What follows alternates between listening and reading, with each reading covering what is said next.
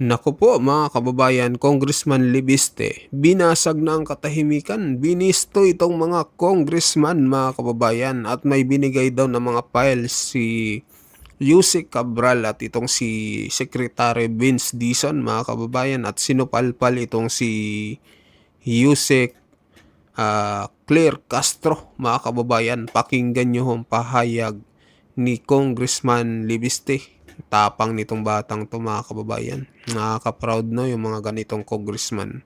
Katulad ni Kong Miao tsaka ito. So pakinggan natin mga kababayan. Maraming mga kasamahan ko sa Kongreso, galit. Dahil ngayon, nagtatanong ang mga taong bayan sa social media, ang laki pala ng budget, saan napunta? Maraming siguradong nakiusap din kay Sec Vince na huwag isa publiko ito. Pero sinabi sa akin ni Sec Vince noong September na gusto niyang maisa publiko ito. Kaya ako gusto nung una na si Sec Vince na lang ang magsapubliko nito para hindi ka questionin pa ng ibang mga ahensya ng gobyerno katulad ni Yusek Claire Castro ang authenticity na ito. Pero si Sec Vince mismo ang nagbigay sa akin ng ibang mga files dito. Hindi nga si Yusek Cabral ang nagbigay ng ilang mga files dito sa akin. Si Sec Vince ang nagpabigay sa akin ng ilang mga files dito. Kaya, I'm sorry, but there's a reason, I suppose, na hindi pa nagpahayag si Secretary Vince sa media. I don't know why Yusek Claire is not coordinating with him. Yusek Claire Castro will make a fool of herself because Sec Vince will confirm the authenticity of the files that I've uploaded. My work is easy because I use ClickUp. Here's how I keep track of all my tasks. I start by brain dumping everything I need to get done. And for the record lang, sir, meron po bang, ano po yung mga nakita ninyong irregular dito sa mga inilabas po ninyong dokumento? Marami po ang pwedeng talakayin tungkol sa mga dokumentong ito. Pero ang siguro basic fact is, walang dahilan na hindi tayo transparent sa budget allocations ng ating mga distrito. In fact, some of this data is publicly available, including magkano yung budget na nasa gaan naman ng bawat distrito. Pero yung public data na yon na hindi pinipresenta on a per district basis alone ay surprising sa iilang mga mamamayan kasi ganyang kalaki pala ang nakukuha ng kani-kanilang mga distrito. Ang nakita kong reaction sa Facebook. 3.5 trillion pesos ang DPWH budget ng 2023 to 2026. Ang mga nakukuha ng mga distrito umaabot sa 50 to 60 billion pesos during that time period. Ang mga average siguro, kung 3.5 trillion divided by 253 districts, ay mga nasa 15 billion pesos. At sana napupunta sa magagandang mga proyekto ang 15 billion pesos per district DPWH budget. Pero ang hindi public sa mga files na ito, ang datos kung sino ang nagpro-propose ng mga proyektong ito. At ang isang terminology na na-introduce sa recent discussions surrounding the budget system of Yusek Cabral ay ang term allocable. So ayon sa mga files na ito, 401.3 billion ang allocable budget sa taong 2025. At ang non-allocable o outside allocable ayon sa files na ito ay nasa mga 600 plus billion pesos. Ang 401 billion pesos na ito ay ang district congressman pwedeng mag-errata o amend. Ang outside allocable naman po ay iba ang nagpro-propose ng mga proyekto.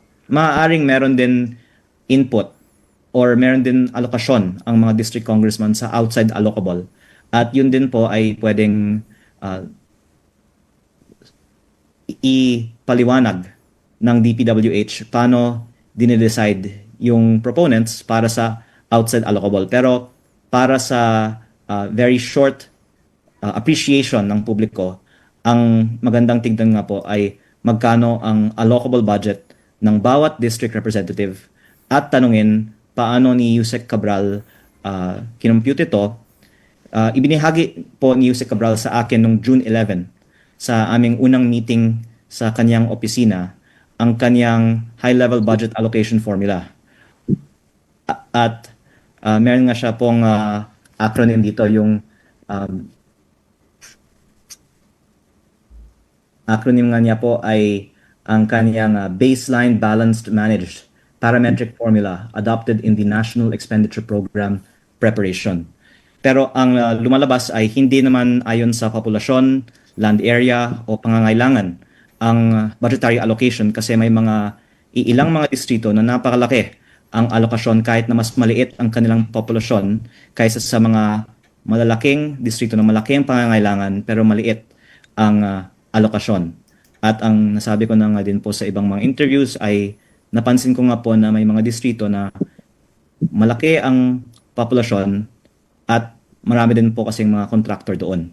Kaya maganda na isiwalat sa publiko ang budget ng bawat distrito at bahala na lang po ang publiko maghusga ano ang naging basehan para sa alokasyon ng DPWH sa kanilang mga budget. Wala pong dahilan na mag-cast out si Yusek Castro sa in-upload kong data.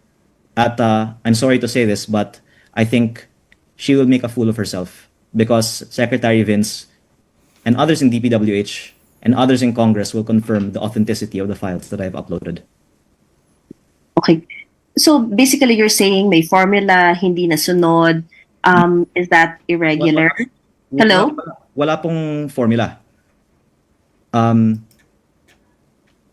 unang-unang sinasabi ko po ay kahit na hindi ako magsabi na may irregularity dito, mabuting malaman ng publiko ilang bilyon ang DPWH budget ng kanilang mga distrito taon-taon at sa nakaraang mga taon.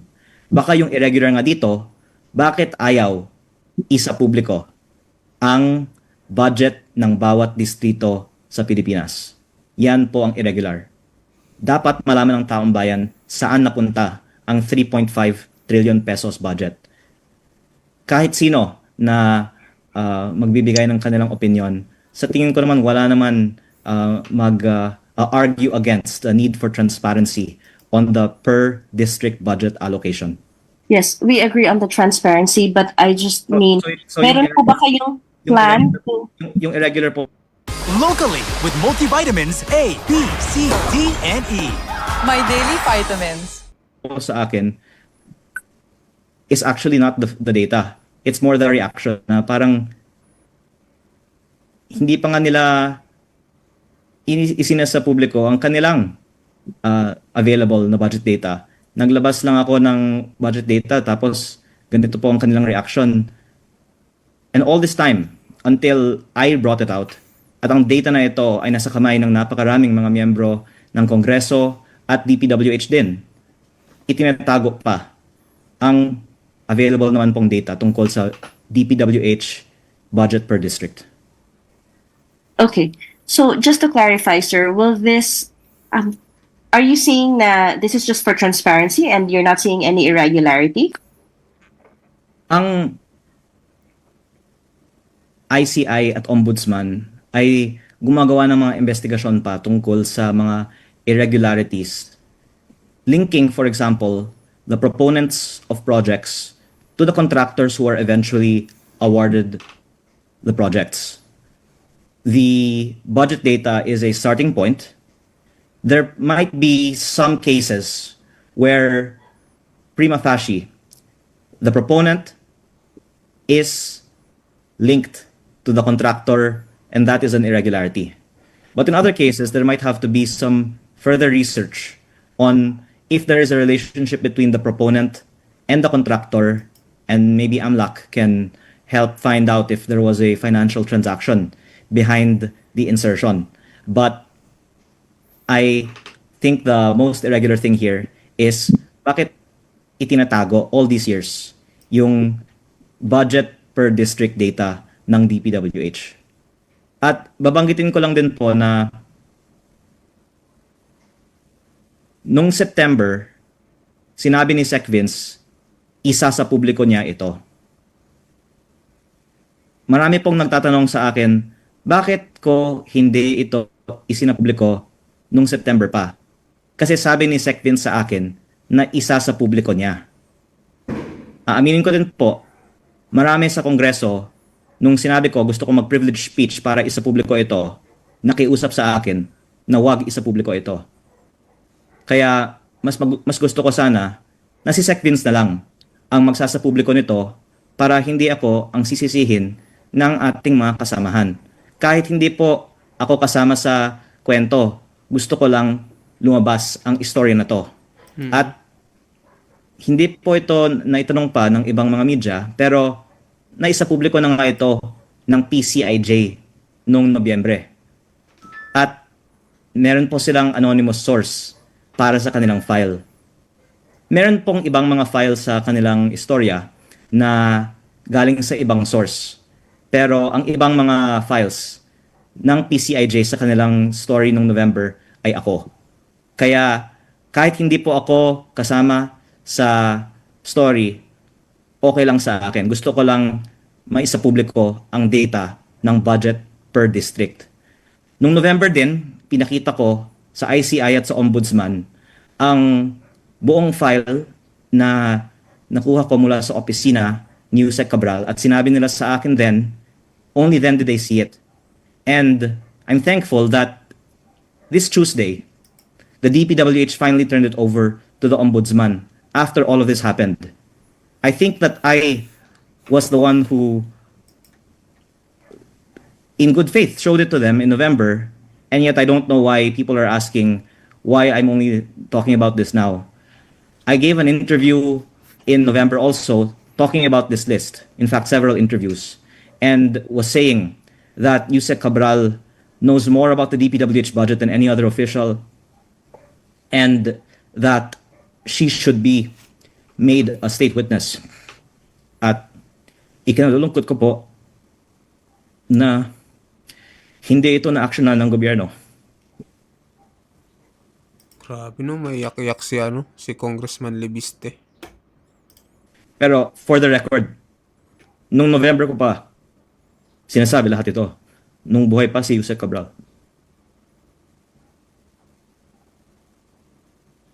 Okay, thank you po.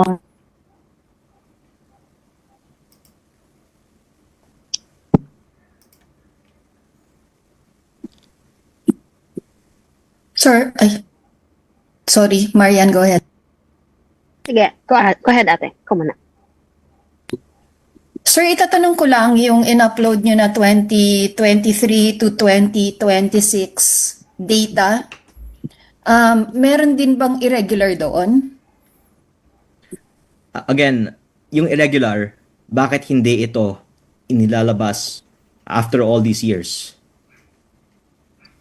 Ang taong bayan ay may karapatan na malaman saan napunta yung 3.5 trillion pesos.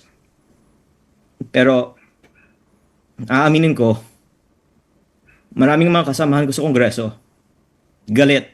Dahil ngayon, nagtatanong ang mga taong bayan sa social media, ang laki pala ng budget, saan napunta? Tama.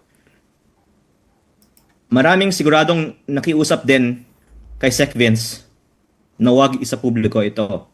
Pero sinabi sa akin ni Sec Vince noong September na gusto niyang maisa publiko ito. Kaya ako gusto nung una na si Sec Vince na lang ang magsapubliko nito para hindi ka questionin pa ng ibang mga ahensya ng gobyerno katulad ni Yusek Claire Castro ang authenticity na ito. Pero si Sec Vince mismo ang nagbigay sa akin ng ibang mga files dito.